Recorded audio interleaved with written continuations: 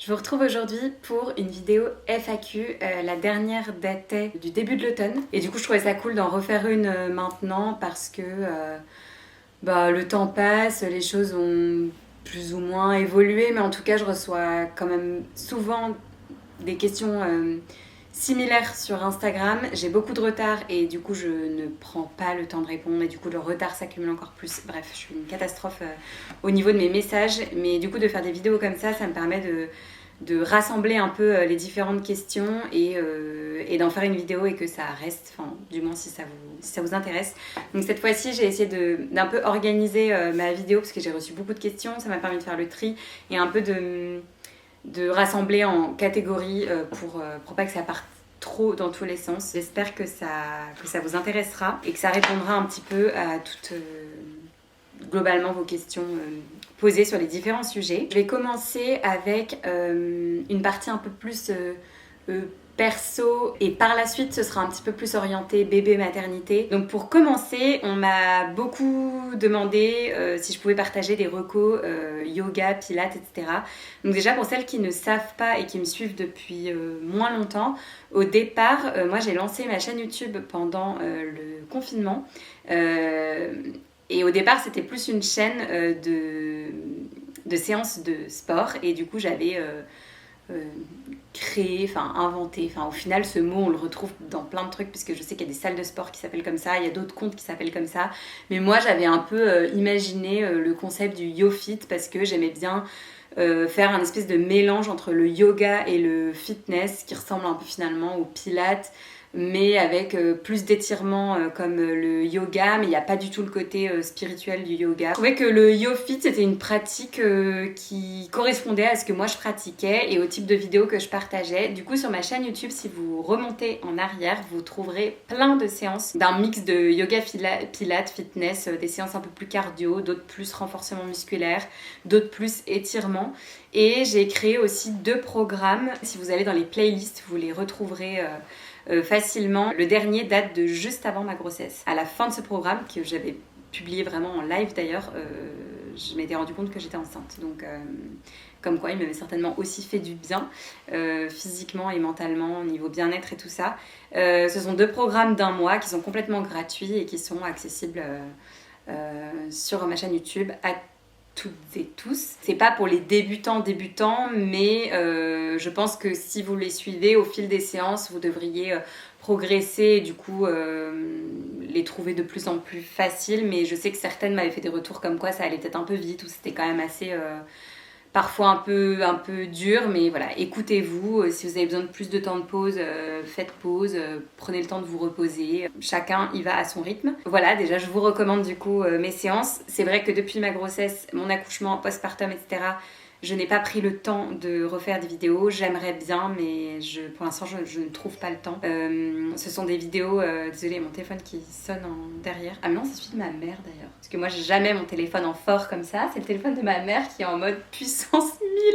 Je sais pas si vos mamans font ça aussi. Ou je sais que dans mes abonnés sur YouTube, j'ai des femmes de l'âge de ma maman.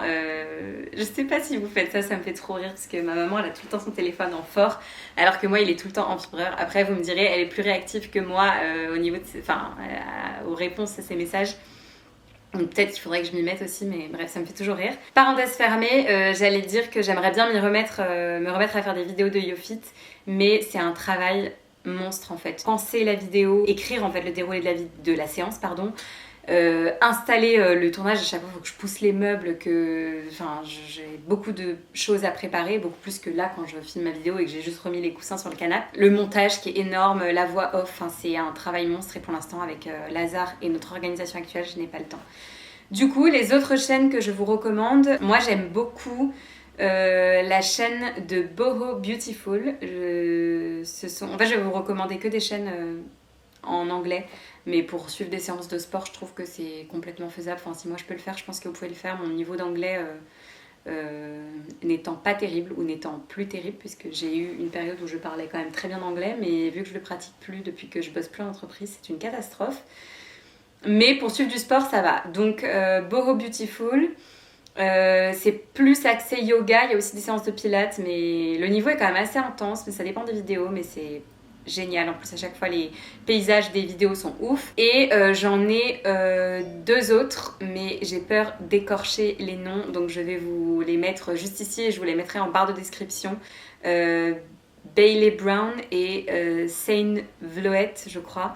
Bref, je pense que je vais les écorcher, donc je vous les mettrai en barre de description. Mais la dernière que je viens de citer, elle a d'ailleurs un site avec des séances de pilates qui sont payantes, mais sur YouTube vous en trouvez plein et moi j'aime beaucoup les faire en ce moment. On a encore, je dis on avec Romain, l'application Train Sweat Eat de Sissi Mua. Alors là c'est beaucoup plus fitness, cardio et tout que yoga pilates, mais il y a quand même des séances de ouf, des programmes de ouf pour le prix de l'abonnement, ça vaut vraiment le coup. Romain il s'en sert beaucoup. Et si vous êtes en prénatal et postpartum, moi toute ma grossesse et tout le postpartum je faisais les séances de Pregnancy and Postpartum TV. Je vous remettrai aussi le lien, je vous en ai déjà parlé plein de fois.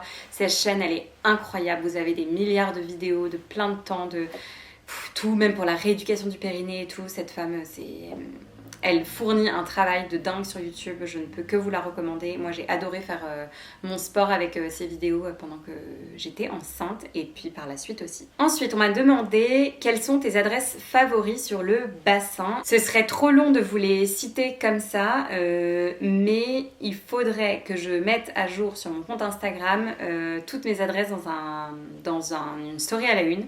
Donc suite à cette vidéo, je vais le faire et je vous mettrai le lien vers mon compte Insta ci-dessous et vous trouverez du coup dans une story à la une toutes mes différentes adresses. J'en ai beaucoup à vous citer. La seule chose que je peux vous dire, c'est que étant un coin assez touristique, une station balnéaire, les prix sont assez élevés au resto, au bar, etc. Mais on paye aussi souvent le lieu parce que, enfin pas que le lieu, hein, il y a des spots où c'est très bon, mais on paye aussi le lieu parce que en général on est vue mer, enfin un paysage incroyable. Donc voilà, après on a une vie différente de Paris, on va moins au resto, etc. du fait qu'on soit parents aussi certainement. Mais c'est plus la même vie qu'avant, donc on va moins au resto, mais quand on y va, on sait qu'on va payer un peu plus cher. Si je peux vous citer juste deux, trois petites choses, pour moi un incontournable c'est évidemment la Corniche, un hôtel, restaurant, bar magnifique qui est au niveau de la dune du Pilat. La vue est juste incroyable, c'est un des plus beaux endroits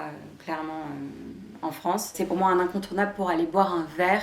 La partie resto est décevante je trouve, après j'ai jamais été à l'hôtel, j'imagine que c'est quand même incroyable, mais c'est le spot pour aller boire un verre en fin de journée ou au coucher du soleil, c'est ouf. Je crois que je vais aller éteindre l'iPad de ma mère là parce que c'est insupportable. Et un autre truc très cool à faire sur le bassin, ce sont les cabanes d'ostréiculteurs. Si vous aimez les huîtres et les fruits de mer, c'est vraiment le truc à faire ici, vous en avez plein. Il y en a une que je peux vous recommander parce qu'elle est vraiment très sympa, ça s'appelle Chez Bidart. C'est à Gujan, faut réserver idéalement, mais le spot est vraiment très sympa. Après vous en avez plein d'autres au port de Gujan, au port de la Teste. Il y en a aussi du côté du Cap Ferret bien sûr, mais ouais, il y a de quoi faire niveau cabane. Dans tous les cas c'est pareil, c'est vin blanc, fruits de mer, et je sais pas, l'ambiance est trop cool, c'est vraiment un truc à faire. Et l'autre incontournable pour moi, c'est de tester pour le goûter les pâtisseries soit du salon de thé de l'hôtel Aïtsa, soit du salon thé dans Arcachon qui s'appelle les pâtisseries de ma fille. C'est pareil en fait, ils sont juste à deux spots différents. Si vous pouvez, allez-y soit pour le dessert, soit pour un goûter, c'est absolument divin. Et pour moi, c'est vraiment un incontournable. Ouais, si vous aimez les bonnes pâtisseries, les bons desserts, vous allez vous régaler. Ensuite, côté pro, on m'a demandé quel était mon métier. J'en avais déjà parlé, je pense, dans une autre vidéo, mais en gros, moi j'ai fait des études, j'ai un master en stratégie de communication, en gros, que j'ai fait dans une école qui s'appelle l'ISTC. C'est certaines font cette école par ici. Vous êtes de plus en plus nombreuses, donc je me dis que le monde est petit, c'est peut-être possible. À Lille, c'est une école de com qui est intégrée à l'Université catholique de Lille. Voilà, j'ai eu des échanges universitaires, des Erasmus, etc., pas mal de stages. J'ai bossé quelques années à Paris et ensuite au moment, juste avant le confinement en fait, enfin l'année du confinement, je me suis lancée en freelance parce que j'avais envie d'être à mon compte et je pense que la structure d'entreprise et être managée ne me convient pas. Et j'ai été beaucoup soutenue par Romain. C'est grâce à lui clairement que je me suis lancée à mon compte, hein, parce que lui, il avait cette stabilité au niveau du boulot, cette stabilité financière, et ouais, il me soutenait dans le fait de me lancer. Et aucun regret à ce niveau-là. Et du coup, avant d'être enceinte, Instagram a toujours été un petit plus à côté. D'ailleurs, depuis peu, je fais des collaborations qui sont rémunérées, ou alors je vais toucher un petit peu d'argent par l'affiliation, ou là un petit peu d'argent via le nombre de vues que je fais sur YouTube, ou des choses comme ça. Mais c'était vraiment du plus jusqu'à présent. À côté de ça, j'étais community manager, donc je gérais la vitrine Instagram en gros, parce que je faisais qu'une partie du travail de community manager. Ouais, en gros, je gérais la vitrine Instagram pour des marques. Et j'ai décidé de prendre du temps pour mon bébé à partir du moment où il est né. Je ne savais pas trop ce que j'allais faire, mais j'ai décidé de stopper tous mes contrats au moment d'accoucher pour avoir vraiment un vrai congé mat. Et après, je m'étais dit, je verrai bien. Et au final, j'ai décidé de m'occuper de Lazare pendant 1 an. Donc, peu à peu, j'ai pu reprendre un petit peu, continuer mon activité un petit peu sur Instagram, qui s'est un peu développée, et sur YouTube aussi, et me permettre de commencer à un peu plus gagner ma vie avec ça. Mais voilà, je vous laisse quand même imaginer. Aujourd'hui, Lazare, ça a changé de nouveau. Il est gardé 3 jours par semaine à la crèche. Du coup, ces 3 journées-là, j'essaye de bosser au maximum, mais c'est aussi les 3 seules journées où j'ai du temps vraiment pour moi. Donc, quand j'ai un rendez-vous à caser ou des choses pour moi à caser, j'essaye, j'ai pas trop le choix de les caser à ce moment-là. Donc, c'est pas toujours évident de faire évoluer mes projets pro et d'atteindre les objectifs que j'ai en tête. C'est pas toujours évident, voilà, de tout concilier. Comme tout le monde, il y a des moments où ça m'agace, et en même temps, ma prio, c'est mon fils. Donc ouais, c'est beaucoup de contradictions. On m'a demandé aussi des tips pour se lancer dans la com, comment as-tu réussi à te lancer en tant que freelance, etc. J'ai pas énormément de tips. Déjà, je suis pas la meilleure personne pour parler de ça, parce que je me sens pas trop légitime. J'ai toujours un peu du mal à parler de ce que je fais, parce que je trouve que c'est pas concret. En fait, maintenant que je ne suis plus que je fais plus du tout de community management pour des clients, parce que ça, à la limite, c'était assez facile à expliquer. Maintenant que je ne fais que créatrice de contenu sur Instagram, sur YouTube, et que je suis à moitié en fait mère au foyer, à moitié créatrice de contenu, c'est un peu compliqué à expliquer à mon entourage. Donc les gens ont un peu du mal à comprendre ou à voir exactement ce que je fais, je pense. Du coup, je me sens pas toujours légitime de parler de mes tips ou de comment j'en suis arrivée là, etc. En tout cas, je sais que c'est quand même grâce à ma communauté qui me fait confiance et qui est engagée et qui est fidèle, etc. et qui me soutient ici sur YouTube, ici sur Instagram, donc grâce à vous, que je grandis et que j'ai des collaborations cool avec des marques qui se mettent en place petit à petit, etc. Et c'est aussi beaucoup grâce à Romain, qui m'aide énormément au quotidien, qui est un père très présent. Et je fais une éloge, mais en vrai, c'est quand même beaucoup grâce à lui, qui me soutient beaucoup dans cette activité-là. Et si juste pour la partie community management, quand je me suis lancée à mon compte, quand j'ai quitté mon CDI, ça a été beaucoup du bouche à oreille. Au début, même tous mes clients, en fait, ça a été du bouche à oreille. Des connaissances de machin à son truc, il aurait besoin de...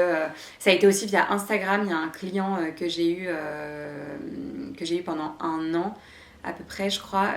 C'était via Instagram. Je sais qu'il y a des plateformes qui existent, comme Malte par exemple, de freelance, mais moi j'ai jamais été sur ces plateformes là, donc je pourrais pas trop vous en parler. Et du coup, il y a une autre question, mais qui se ramène un peu quand même au fait d'être maman. On m'a demandé différemment, mais à plusieurs reprises, comment te sens-tu depuis que tu es devenue maman? As-tu des regrets? Moi, c'est clairement la plus belle chose qui me soit arrivée. J'en ai eu d'autres, et j'ai adoré ma vie d'avant, mais je me suis jamais sentie aussi utile que depuis que Lazare est né. Ça a vraiment été une révélation, ça m'émeut beaucoup à chaque fois que j'en parle. C'est la rencontre de ma vie. L'allaitement a été la plus belle expérience de ma vie. J'ai jamais été aussi... je me suis jamais sentie aussi utile en fait qu'en allaitant mon bébé. Je sais que c'est très personnel parce qu'il y a des femmes qui veulent pas du tout allaiter et qui ça les dépasse de encore donner entre guillemets son corps, etc. Mais moi pour moi c'était une évidence quoi. Donc j'ai trop de chance que mon allaitement se soit facilement mis en place, etc. D'avoir eu une grossesse qui se soit bien passée, d'avoir un bébé qui est en pleine santé, etc. Mais l'allaitement, ouais, ça a été un peu le rôle de ma vie et être maman, c'est le rôle de ma vie. Et aujourd'hui, c'est encore beaucoup de contradictions parce que même si ces 3 jours sont pour moi précieux et que je trouve que c'est important pour Lazare aussi parce qu'il a énormément de chance et que là où il est gardé, c'est incroyable et qu'il adore aller là-bas et que ça lui permet aussi de passer du temps avec d'autres enfants avant d'attaquer l'école dans déjà 1 an. Enfin 1 an un peu plus, hein, mais ça passe trop vite. Ces 3 journées pour moi sont précieuses, sachant que j'y reviendrai, mais le sommeil et Lazare c'est compliqué depuis toujours. Du coup, les journées où il est avec moi, j'ai quasi pas de temps pour moi, hein, parce que les siestes sont toujours très imprévisibles. Donc ces 3 journées-là me permettent d'avoir du temps pour moi, de penser aussi un peu à moi et de bosser, de gagner de l'argent, etc. J'ai toujours un peu mal au cœur de le laisser et les journées où je le laisse, j'ai l'impression de ne pas le voir alors que je le pose quand même relativement tard et que je le récupère relativement tôt. Mais ouais, c'est beaucoup de contradictions et je chéris ces journées que j'ai avec lui. Je n'ai aucun regret d'avoir passé la première année avec lui, même si c'était intense. Et oui, clairement, ça a été une révélation, la maternité. C'est aussi beau que dur. Mais le beau prend le dessus. Je n'ai aucun regret. C'est la plus belle chose qui me soit arrivée. Je embraye un petit peu sur les projets. On m'a demandé, pareil, plein de questions autour de ça. Comment avance votre projet d'achat ? J'ai reçu plein de questions par rapport à ça. Et bah du coup, un peu spoiler par ici, mais je me rends compte que...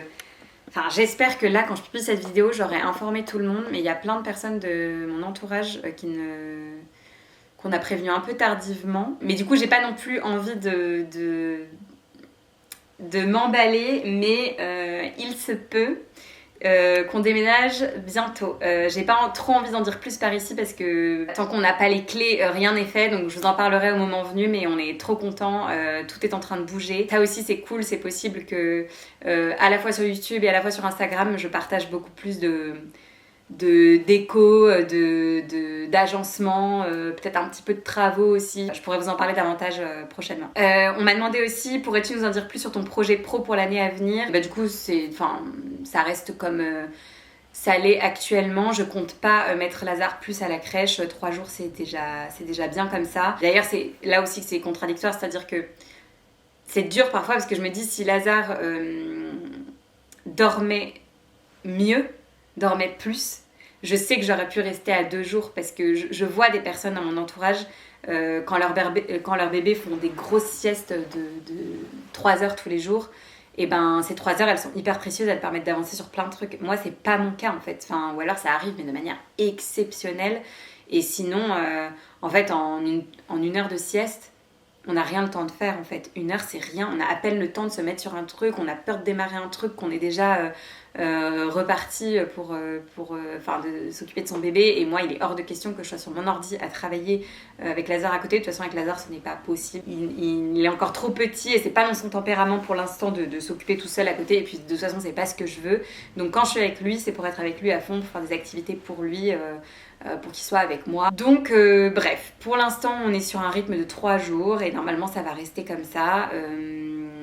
Enfin, ça n'évoluera pas, je veux dire, il n'y aura pas plus de jours où il sera gardé jusqu'à ce qu'il rentre à l'école. Donc pour l'instant ça reste comme ça. Donc j'ai pas prévu de me relancer sur du community management. En 3 jours je n'ai pas le temps puisque je veux continuer de développer ma chaîne YouTube et mon compte Instagram parce que ça m'anime de faire tous ces partages sur Instagram et sur YouTube. Donc pour l'instant ça reste comme ça et on verra bien comment ça évolue. Avez-vous prévu des voyages avec Lazare ? Alors avec Lazare oui, puisque pour l'instant on ne se sent toujours pas de partir Sans lui, on n'en a pas envie. Et ça, c'est pareil, c'est propre à chacun.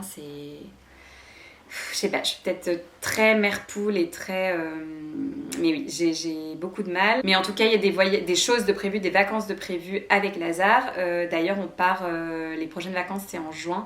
On part à Minorque tous les 3 pendant une semaine. Donc ça, c'est ce qui est prévu. Et en juillet, on part à l'île de Ré aussi avec des copains. Maintenant, je vais passer sur le sujet plus bébé. Alors, on m'a posé plusieurs questions très matérielles. En fait, j'ai décidé que j'allais vous faire une vidéo avec mes indispensables maternité qui couvre un peu les 2 premières années en gros, en fait vraiment du côté bébé. Enfin, Lazare c'est encore un bébé, hein, mais je veux dire de toutes les choses dont on n'aurait pas pu se passer sur ces 2 premières années. Je vais rassembler toutes ces choses-là, je vais vous la tourner très bientôt parce qu'on m'a demandé quel sac à langer je conseillais, quel babyphone j'avais, crème solaire, siège bébé et tout ça en fait... ce sont des choses que je vais forcément évoquer dans ce type de vidéo parce que ce sont des choses qui sont des indispensables et ce sera plus simple que si là je commence à tout détailler. Pareil, on m'a demandé des idées de jeux et activités et ça c'est pareil, j'ai des indispensables, des choses qui nous sont trop bien et nous ont beaucoup occupé Lazare ou que Lazare adore, des choses qu'il a eu pour ses 1 an, que là il utilise beaucoup à 18 mois, donc je pense que ça va être des choses qui seront intéressantes et qui seront au moins condensées dans une vidéo plus focus là-dessus. Du coup, je passe sur les questions un peu plus ouvertes. J'espère que ça vous dérange pas, mais sinon cette vidéo va être trop longue. Donc promis, je reviens vite avec une vidéo focus matériel. Est-ce que Lazare continue-t-il à prendre du lait artificiel en plus de la diversification? Alors, on en est toujours au même point que quand je vous avais parlé de la fin de l'allaitement. Lazare, il mange 4 fois par jour. Petit déjeuner, déjeuner, goûter, dîner. Et il boit un petit biberon de lait artificiel le soir avant de dormir. Pour l'instant, il en a encore besoin. Donc, on voit que c'est un moment qu'il apprécie, c'est un moment d'apaisement, c'est un moment de succion pour lui aussi. Il boit vraiment un petit biberon parce qu'il mange très bien. Donc, j'estime qu'il n'a pas besoin de plus. Il a aussi ses apports en calcium et en zinc, etc. Parce qu'il a une alimentation qui est très variée. Il mange très bien. Mais voilà, oui, il continue de prendre du lait du coup de 3e âge. Et on utilise le lait Les Petits Culottés. J'ai un code promo à vous partager que je vous mets juste ici et je vous remettrai tous les détails en barre de description. Si ça vous intéresse, on en est très content et du coup, j'en avais déjà parlé, mais j'avais fait un voyage presse avec eux où j'avais vu un peu les backstage de l'entreprise et avec qui ils travaillaient, etc. Et ça m'avait beaucoup rassurée. Pour moi, c'était une évidence que j'allais prendre leur lait le jour où je passais au lait artificiel. On m'a demandé de partager des idées de petit déjeuner pour bébé. Alors ça, c'est pareil, c'est propre à chacune. Nous, Lazare, comme je vous disais, il n'a pas un biberon de lait le matin. Depuis que l'allaitement s'est arrêté, il fait juste le petit déjeuner. Avant, il avait la tétée puis le petit déj. Et quand j'ai stoppé la tétée, c'était directement le petit déjeuner. Du coup, les petits déj varient. Il a un peu un mini brunch tous les matins. Je peux vous en citer comme ça, mais c'est pareil. J'ai une story à la une avec des idées de repas bébé, petit déj, etc. Donc, vous pourrez aller voir. Je vais mettre ça à jour en même temps que la vidéo pour que les idées soient plus récentes parce que ça fait longtemps que j'ai pas mis ça à jour. Mais en fait, il mange un peu la même chose que nous le matin. Donc, je lui fais parfois des pancakes à la banane. Pareil, je vous remettrai la recette en barre de description. Elle est très facile à faire. La recette est top, la texture est parfaite. Sans sucre, à base de banane donc. J'en fais souvent pas mal et j'en congèle d'avance, donc c'est très pratique pour le matin. Je les sors, je les décongèle au micro-ondes et voilà. Ou alors j'achète du pain de mie sans sucre complet que je trouve au supermarché, en général dans les produits bio. Je sais qu'il y a la boulangère, je crois, ça s'appelle, qui en fait du sans sucre. Faut vraiment vérifier que ce soit écrit sans sucre. Et je lui fais ça en général avec de la purée d'oléagineux dedans. Je lui fais, on appelle ça un petit sandwich et je lui fais des petits morceaux, il adore. Ou alors du porridge, voilà, en gros ça ce sont les bases. Et à côté de ça, il a des fruits, il va avoir un laitage, on alterne yaourt de chèvre, de brebis, de vache, ça dépend, ou végétal. Il va avoir parfois des œufs, parce que nous on se fait des œufs brouillés, donc lui je lui fais un peu plus cuire pour que ce soit voilà, bien cuit pour lui, et il en a aussi. Tout cet hiver on s'est fait beaucoup de jus, parce qu'on a l'extracteur de jus Urom que j'avais reçu de la part de la marque dans le cadre d'une collaboration. Dont on s'est beaucoup servi. D'ailleurs mon code promo il est toujours actif, je vous mettrai en barre de description ici. Donc ça il adore, Lazare, il faisait les jus avec nous le matin. Donc voilà, ça varie entre entre tout ça, porridge overnight, porridge chaud, pancake, des petites tartines. On essaye de lui donner un petit déjeuner bien équilibré. C'est vrai qu'il a faim le matin, donc il mange comme un roi, quoi. À combien de mois Lazare a fait ses nuits? Bébé allaité ici et nuit catastrophique, je suis à bout. J'ai rajouté le commentaire parce que ça, c'est vrai que je l'ai reçu de beaucoup de mamans qui me disaient je suis fatiguée, etc. Comment gères-tu la fatigue? Enfin, c'est beaucoup revenu. Nous, c'est pas un exemple puisque Lazare a fait ses nuits, entre guillemets, si on peut appeler ça comme ça, parce que actuellement, on a encore des réveils. On n'a pas un bébé qui fait des nuits d'une traite. Il a besoin de nous quand il se réveille, s'il a perdu son doudou, s'il a fait un cauchemar. En fait, s'il se réveille, en général, il a souvent besoin de nous, mais ça dure pas longtemps. Souvent, c'est juste voilà, la main sur son dos ou parfois un petit câlin ou même juste lui redonner son doudou ou juste le rassurer et il se rendort. C'est beaucoup plus court qu'avant, mais voilà, ça nous oblige à nous lever et c'est ça qui peut être fatigant sur la durée, mais on va dire qu'il a commencé à faire ses nuits il n'y a pas très longtemps, 16 mois, peut-être plus. Je veux pas vous faire peur, hein. En fait, c'est tellement au cas par cas que voilà, on m'a demandé aussi si le fait d'avoir arrêté l'allaitement avait joué dans le fait qu'il fasse... Enfin, l'avait aidé à faire ses nuits.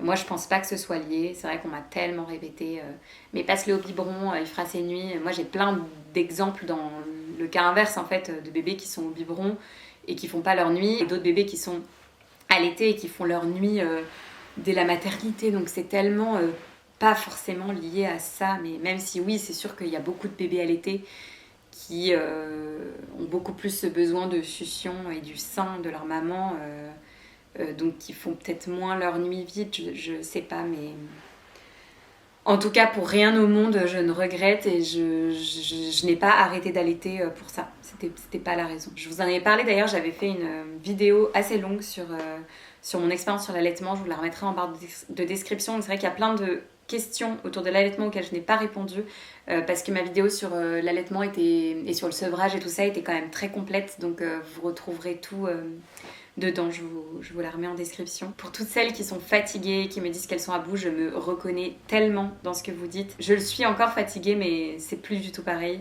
Depuis que je refais des nuits à peu près correctes et beaucoup moins hachées, je me sens beaucoup moins fatiguée. J'essaye aussi depuis peu de vraiment me dire que... Enfin, j'essaye de me coucher tôt en fait. Je suis en train d'habituer mon corps et de réapprendre à me coucher tôt. J'ai du mal à dormir avant 23h en fait, et pour moi, me coucher tôt, enfin il faudrait qu'à 22h je dorme. C'est mon objectif, mais j'ai du mal. Mais pour moi, c'est la clé pour être patient, pour être 100% avec son bébé, pour être empathique, toujours bienveillant, pas dire des choses qu'on regrette, et pour le couple aussi, et pour sa santé.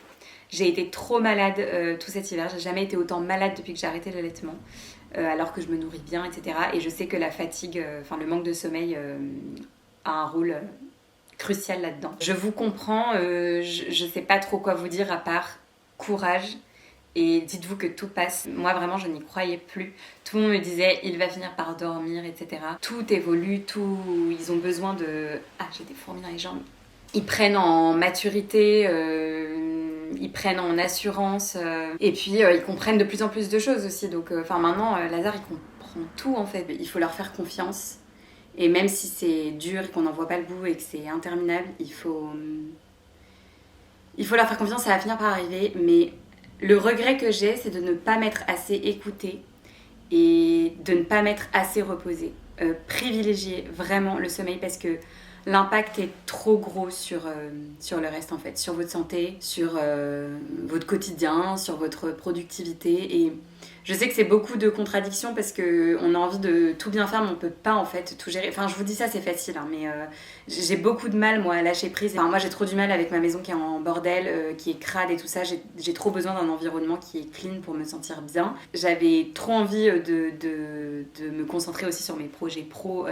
J'ai eu toute une période par exemple où j'ai pas posté de vidéos YouTube parce que juste j'avais pas le temps et ça a été très dur pour moi et en même temps j'étais concentrée sur mon bébé hein, mais bref il y a plein de choses, on a envie de refaire des choses en couple mais à la fois on est fatigué, enfin il y a plein de choses qui sont impactées Et du coup, dormir, c'est la clé en fait. Sauf que tous ces moments où on devrait se reposer, en général, on s'active sur autre chose. Moi, c'est ce que j'ai fait. Et je pense que ce n'est pas forcément la solution. Donc il faut apprendre à lâcher prise. Mais moi, j'ai beaucoup de mal. Donc je vous comprends complètement si vous êtes comme moi. Je suis nulle pour donner des conseils là-dessus parce que j'ai pas, je pense pas avoir la solution. Juste, je compatis, je vous comprends et courage, ça va finir par passer. Ça va finir par aller mieux et on oublie beaucoup. Enfin, moi je n'oublierai pas ces mois de galère et ces nuits hachées et le fait que j'étais à bout. Mais je sais pas, on a une force en fait qui nous rend tellement puissante. Enfin, je trouve que c'est dingue. Moi je sais que l'allaitement a joué. Même si je suis moins fatiguée maintenant, je trouve que j'ai l'air beaucoup plus fatiguée que toute cette période où j'ai allaité pendant du coup quasi 14 mois. Et quand je me vois même sur les photos, sur les vidéos où les gens qui me disaient « Ah mais t'as bonne mine », etc. Alors que j'étais épuisée puisque les nuits étaient complètement hachées pendant 14 mois, toute la durée de l'allaitement, en tout cas les nuits étaient hachées et encore après.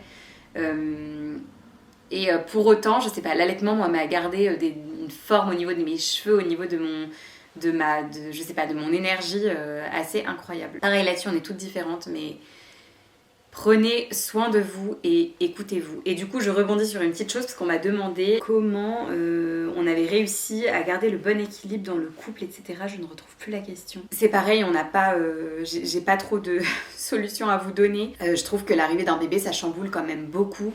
Nous, on a été hyper soudés, tout s'est super bien passé. La première année, et je trouve que ça a été plus dur après un an en fait, parce qu'après un an, je trouve qu'on cumule. Enfin, nous, les nuits n'étaient toujours pas là du tout. Le rythme était toujours aussi intense. On était fatigués tous les deux. Enfin, moi, j'étais vraiment épuisée. Et forcément, ça joue sur tout, en fait. Le fait aussi que nos familles soient loin, on n'a pas beaucoup de temps à deux.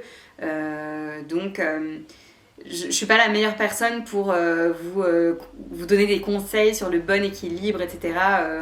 C'est sûr qu'on aimerait pouvoir passer plus de temps à deux, mais c'est pas toujours évident, et en même temps on adore tous ces moments à trois, mais je pense pas qu'on ait le meilleur équilibre, enfin on le sait d'ailleurs, et en même temps on a l'équilibre d'une vie en bord de mer, on sait ce qu'on offre à notre fils. Depuis que Lazare est à la crèche, tous les vendredis on essaye, si on est là tous les deux et que c'est possible, d'aller déjeuner tous les deux le midi.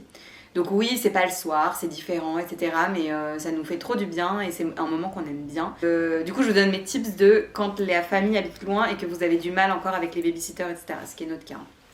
Et nous, dès qu'on a de la famille qui vient ici, ou qu'on est dans nos familles, on en profite pour se faire un moment à deux aussi. Là, par exemple, ma mère est ici.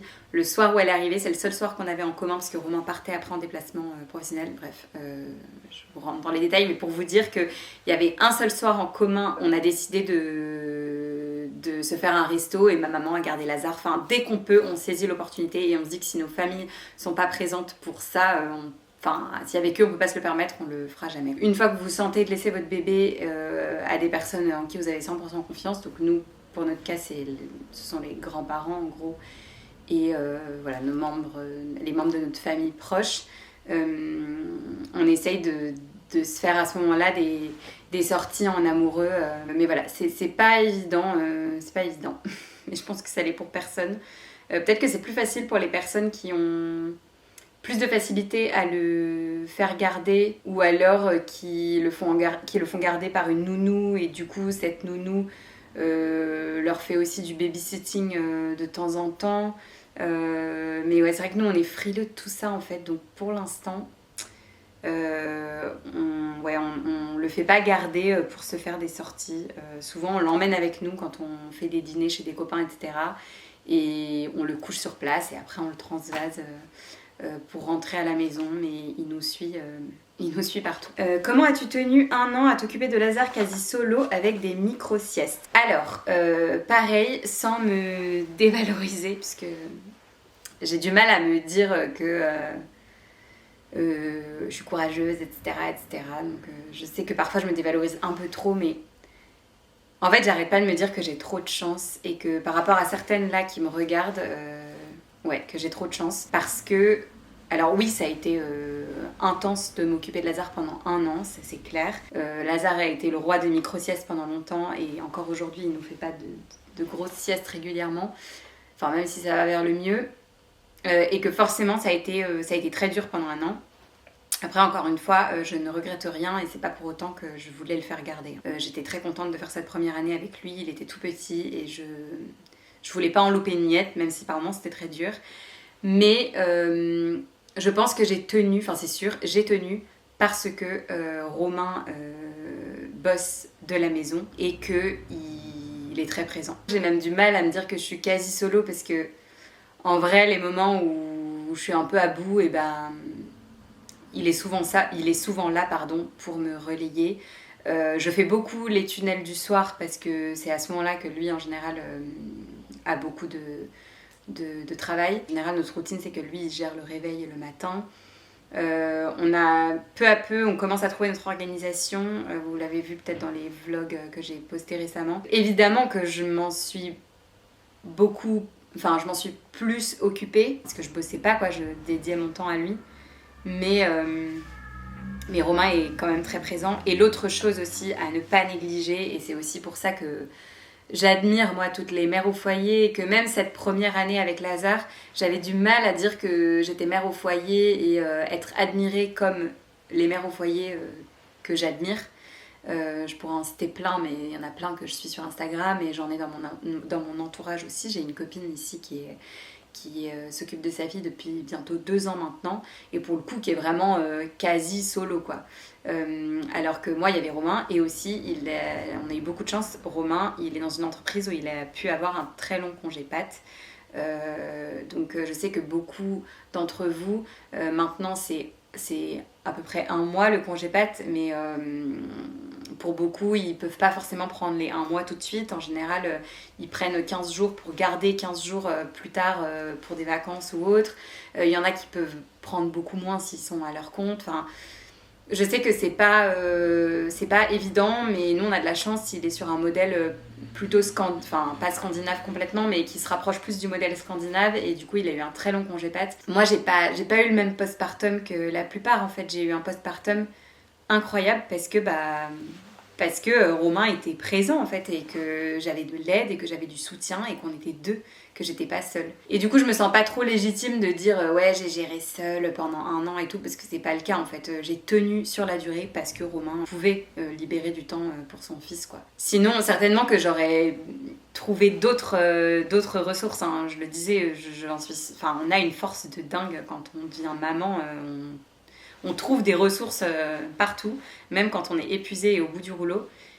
Donc j'aurais trouvé, mais je sais que j'ai pu rester beaucoup plus patiente et douce, etc. Que je me suis peu énervée, que j'ai peu craqué grâce à Romain qui bosse d'ici et qui a eu un long congé patte. J'espère que ça répondra à votre question et que ça vous fera réaliser que je suis pas si forte que ça, quoi. En tout cas, moins que certaines mères au foyer qui gèrent tout toutes seules sans leur mari et qui ont d'ailleurs plusieurs enfants. Enfin, nous, on n'en a qu'un, quoi. Du coup, on m'a posé pas mal de questions sur le sevrage. Donc, même chose que l'allaitement. J'ai beaucoup parlé de ça dans ma vidéo Focus là-dessus. Donc, le lien est en barre de description. As-tu fait quelque chose pour que Lazare dorme mieux ou c'est passé avec l'âge?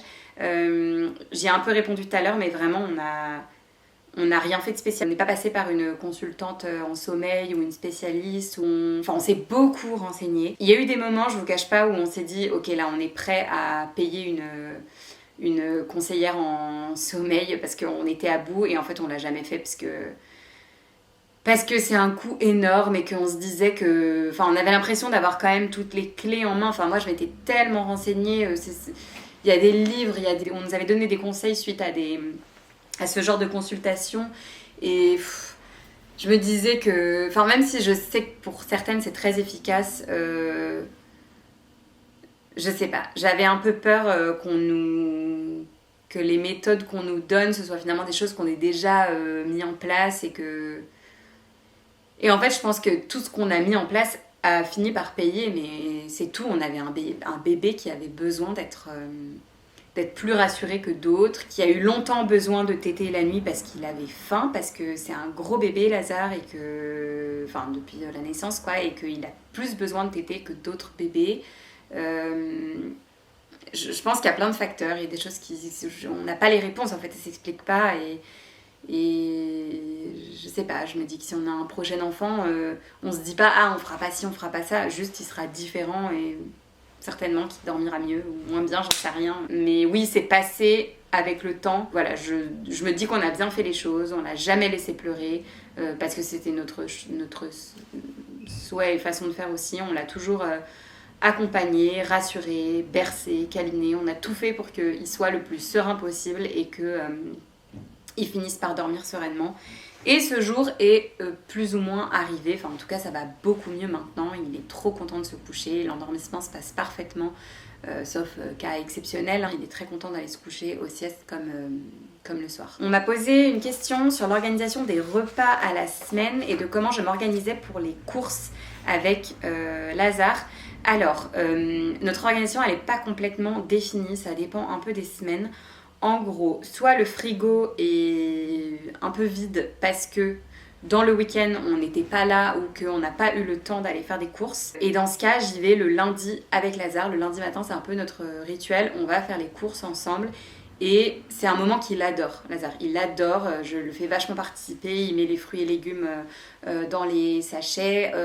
Il me montre les différents trucs. Je le teste un peu. Je lui dis où est ça, où est ça, où est ça. Il adore d'ailleurs aller chez Grand Frais, c'est sa passion parce que c'est moins long qu'aller au supermarché, c'est beaucoup de fruits et légumes et tout, donc il adore. Il est à fond à chaque fois, il adore faire du charme aux vendeuses. Donc c'est un moment qu'on adore, sauf que quand il fait trop beau, ça me saoule de passer ma matinée à faire les courses. Donc quand je sais qu'il va faire beau, j'essaye d'anticiper et soit on fait les courses dans le week-end, soit il y va avec son papa par exemple, et moi du coup j'ai un peu du temps pour moi par exemple le samedi matin, soit j'y vais après l'avoir déposé à la crèche le mardi. Je le pose à la crèche et je vais faire les courses. Ça dépend un peu. C'est arrivé, pareil, vous l'avez certainement vu dans des vlogs, c'est parfois avec Lazare, parfois sans lui. Ça dépend un peu. J'aime bien aussi aller toute seule parce que je suis plus efficace, que c'est un moment que j'aime bien aussi passer seule, sauf que ça me saoule parce que ça bouffe du temps sur mon temps de travail et du coup c'est du temps que je passe pas à bosser sur mes projets pro. Donc voilà, c'est encore beaucoup de contradictions, ça dépend un peu des semaines. En ce moment on est très grand frais. Je continue aussi d'aller souvent en supermarché pour tout ce qui est papier toilette, produits ménagers. Puis il y a des produits que j'aime bien. L'Intermarché sur le bassin est très bien. Il est hyper clean. Il y a un rayon boucherie, poissonnier qui est top. Le rayon bio est trop bien aussi.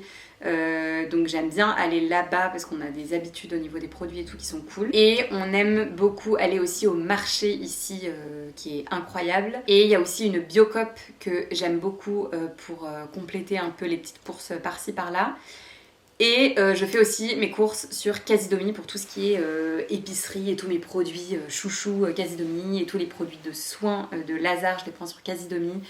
Donc voilà, nos courses sont un peu réparties par-ci par-là et en fonction de ce qui nous manque, j'adapte un petit peu. Je dirais que Casidomi, je fais à peu près une commande par mois parce que j'y achète aussi tout ce qui est les compotes baby bio, goût de goût, etc. Je prends plein de trucs pour Lazare en fait dessus et plein de produits pour nous et j'alterne après Intermarché, Grand Frais. Le marché aussi pas mal pour les fruits et légumes et de la bonne viande, du bon poisson, etc. Mais c'est plutôt le week-end souvent. Voilà, mais on n'est pas très défini, c'est-à-dire qu'en général on fait les courses à peu près une fois par semaine et puis je vais me retrouver à faire un peu des courses d'appoint par-ci par-là à l'approche du week-end, etc. Après il faut dire qu'on mange tous nos repas à la maison étant donné qu'on n'est pas au bureau et que Lazare est quand même encore beaucoup à la maison. Et que nous, on petit déjeune, on loupe pas un repas, c'est vrai que les courses ça va vite alors qu'on n'est que 3. Donc c'est rare que je fasse genre un plein de courses qui me tiennent la semaine. À chaque fois il faut aller un peu compléter par-ci par-là. On cuisine beaucoup maison, on commande jamais et on va peu au resto. Et on est tous les jours ici. Voilà un peu pour la répartition. Et ouais, je sais pas si ça vous aidera un peu parce que c'est pas... c'est pas très clair, mais ouais, on fait pas de drive. En tout cas pas pour le moment. On en avait fait en fin de grossesse parce que fallait que je me repose et je pouvais plus porter, il fallait plus trop que je me déplace sur la fin. Du coup, on marchait pas mal au drive, mais moi, c'est pas trop mon kiff. Moi, j'aime bien toucher, j'aime bien faire les courses en fait. C'est un moment que j'apprécie. Et les courses en ligne, à part Casidomi, parce que j'ai mes habitudes et que je kiffe trop leurs produits, le reste, choisir mes fruits et légumes en ligne, le reste, faire les drives, c'est pas mon... J'aime moins quoi. J'y prends pas beaucoup de plaisir. Ça, c'est pour la partie course. Et pour la partie organisation des recettes, etc., moi, j'essaye de définir un peu des idées de repas qu'on va faire. Je définis pas par jour, hein, mais je définis les idées de repas qu'on va faire un peu tout au long de la semaine, grosso modo. Et je fais ma liste de courses en fonction de ça. Avant d'avoir Lazare, c'était toujours beaucoup plus précis. Maintenant, c'est beaucoup plus flou. J'achète les ingrédients en fonction un peu des recettes que j'ai en tête. Et puis, certaines fois, je n'ai pas du tout eu le temps de faire ça parce que ça prend beaucoup de temps. Et du coup, je vais aux courses un peu en mode YOLO. Et j'achète ce qui me fait envie et j'improvise mes recettes en même temps. Donc, en général, je suis d'ailleurs beaucoup moins efficace et beaucoup moins... productive et c'est là que j'ai encore plus besoin de faire des courses d'appoint par la suite, donc j'aime pas trop ça. Voilà, donc ma réponse est très floue, il n'y a pas beaucoup d'organisation, mais je vous partage un peu voilà, je vous partage comme ça, hein, spontanément ma réponse. Et du coup je vais terminer, on m'a demandé si j'avais des comptes Insta Food et où je trouvais mes inspi recettes. Ça n'a pas trop changé par rapport à avant. En gros, j'aime bien acheter des magazines de food. Je les achète beaucoup en ligne. J'aime bien le magazine Régal, j'aime bien le magazine Saveur. Il y a le Saveur que green, végétarien. Et il y a aussi des comptes Insta que j'aime bien, je vous les mettrai en barre de description. Genre Charlie Ma Vie, Clem Foodie et tout simplement aussi les youtubeuses que je suis et qui sont j'adore leur contenu parce que aussi elles aiment bien la food, genre Cindy de The World of Sisters ou Camille de la chaîne Les Bonheurs de Camille, qui partagent quand même souvent des vidéos type une journée dans mon assiette, où je leur pioche souvent des idées. Camille de la chaîne Les Bonheurs de Camille, elle fait souvent des vidéos en mode retour de course et batch cooking, où elle va cuisiner 4 plats pour la semaine, et ça m'aide tellement. Je pense que c'est le genre de vidéo qui pourrait vous plaire d'ailleurs, mais je trouve pas trop le temps de filmer ce genre de vidéo pour l'instant. Mais en tout cas, ce type de vidéo, moi j'adore chez Camille et je m'en inspire beaucoup. Peut-être que tout est regroupé dans une playlist sur sa chaîne, c'est possible. En tout cas, vous les retrouverez facilement et elle partage des recettes qui sont trop cool et qui sont très gourmandes, familiales, accessibles. Je pense que ça vous plaira, c'est sûr. Et il y a la chaîne YouTube et le compte Insta de Sleeping Beauty. Elle s'appelle Marie et elle partage plein de recettes aussi trop bien. Elle est végétarienne, mais pareil, c'est plein de recettes hyper gourmandes. Et après, j'avoue que moi j'improvise beaucoup, Romain aime beaucoup cuisiner aussi, donc parfois on va voir une idée passer dans un magazine, justement. C'est souvent ça que je fais, c'est qu'en fait dans les magazines, parfois je prends pas la recette, juste je vois tarte aux asperges et je me dis ah trop cool, on va faire une tarte aux asperges, et après j'improvise un peu avec ce que j'ai en fait. Ou alors je remplace parce que tel ou tel ingrédient on l'a pas, ou alors on aime moins, je fais beaucoup de façon visuelle en fait, de me dire ah tiens, ah là il y a du rouge, ah ouais mais en fait ça peut être pas mal avec des fraises, ou enfin je vais piquer un peu des idées, m'inspirer pour après reproduire des recettes. Enfin, je crois que c'est pas très clair, mais j'ai toujours un peu fonctionné comme ça, et ouais, j'aime bien quand mes assiettes elles sont colorées, j'essaye de faire le plus équilibré possible. Il y a toujours beaucoup de fruits et légumes parce qu'on adore. En préparant ma vidéo, je vous listerai les comptes Insta ou YouTube de food qui me reviennent et je vous mettrai tout ça en barre de description. Bon je pense que j'ai fait le tour des différentes questions. Je referai une vidéo du coup plus focus matériel bébé comme promis très prochainement. Pour le reste, j'espère que ça aura répondu à ce que vous souhaitiez savoir. Je vous retrouve très prochainement avec des nouvelles vidéos.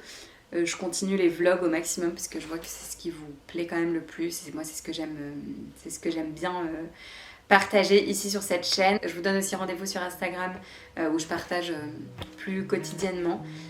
Merci pour votre fidélité, votre engagement et je vous dis à très bientôt dans une prochaine vidéo. Ciao! Appalachian sunrise meets my skin. Even with my eyes still closed, I can feel it.